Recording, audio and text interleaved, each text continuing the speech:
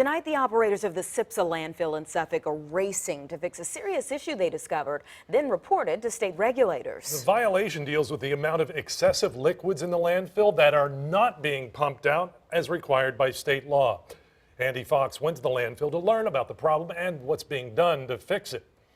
These are the SIPSA leachate lagoons. They pump out 50,000 gallons a day to HRSD, but they need to be able to pump out more, and that's the problem. Trucks come up here. We rode to the top of the SIPSA landfill with Executive Director Bucky Taylor, who's feeling the heat to fix what's wrong. Those fluids eventually will seep through the landfill and collect at the very bottom of the landfill. The problem is there should only be 1 foot of liquid called leachate in the bottom of the landfill. And right now there's 23 feet, violating state regulations.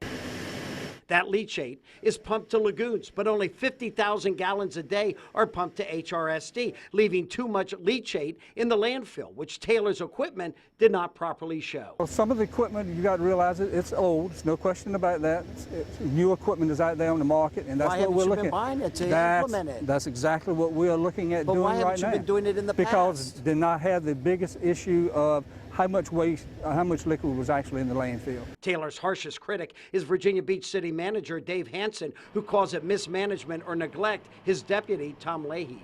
What I'm going to tell you is that what happened over the last 5 or 6 years to allow this to happen should not have happened. There was an issue of management, not the proper management that was needed. The cost of correcting the problem could cost Virginia Beach millions of dollars, but Taylor hopes that won't be the case. We're hoping that most of the costs for this particular thing we will be able to absorb in the budgets that we have right now, in the funds that we have right now. The other issue is Taylor can't pump enough leachate out of the landfill. If we had the quality, you could pump more because HRSD would accept more.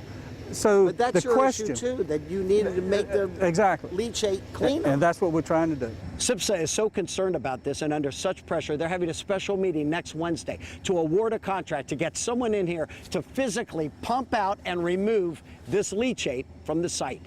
In Suffolk, Andy Fox, 10 on your side.